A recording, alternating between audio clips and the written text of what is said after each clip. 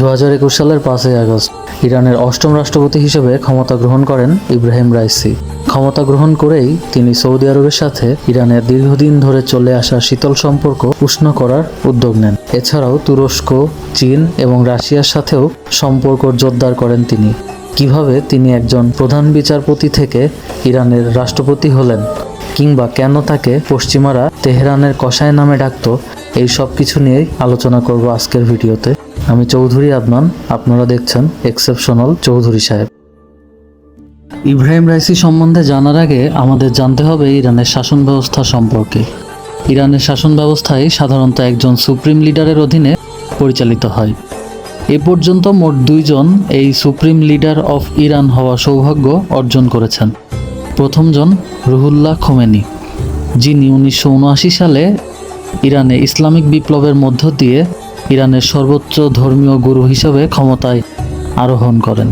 তাকে Ayatollah Khomeini নামেও সকলেই চেনে। তার এই বিপ্লবের ফলে দীর্ঘদিন ধরে চলে আসা পাহলভি রাজবংশের পতন হয় এবং ইরান প্রায় 98% মানুষের ভোটে সুপ্রিম লিডার আয়াতুল্লাহ খোমেনির নেতৃত্বে পথচলা শুরু করে। রুহুল্লাহ খামেনির মৃত্যুর পর তার জায়গায় আলী খামেনি ইরানের দ্বিতীয় সর্বোচ্চ ধর্মীয় গুরু হিসেবে ক্ষমতায় আসীন হন। আর এই সুপ্রিম লিডার আলী খামেনির সবচেয়ে কাছের এবং বিশ্বাসভাজন ব্যক্তি ছিলেন ইব্রাহিম রাইসি।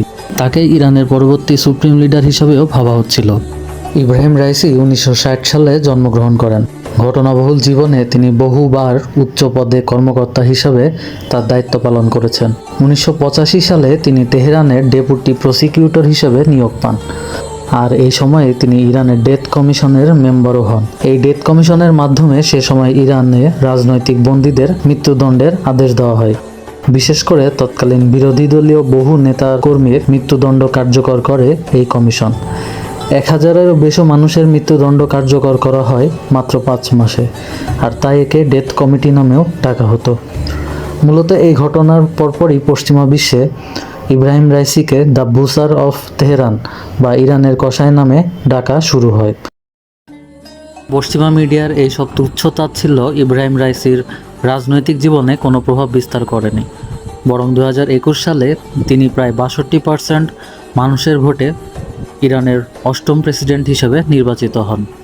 মৃত্যুর আগ পর্যন্ত তিনি সেই দায়িত্বে বহাল ছিলেন।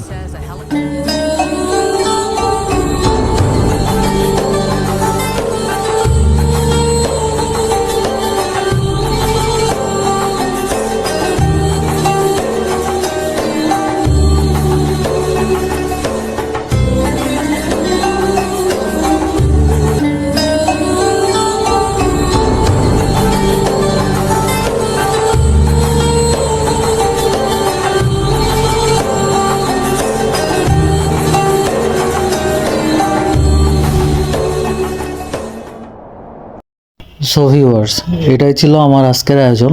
ভিডিওটি যদি ভালো লেগে থাকে তাহলে অবশ্যই আমার চ্যানেলটি সাবস্ক্রাইব করবেন। ধন্যবাদ।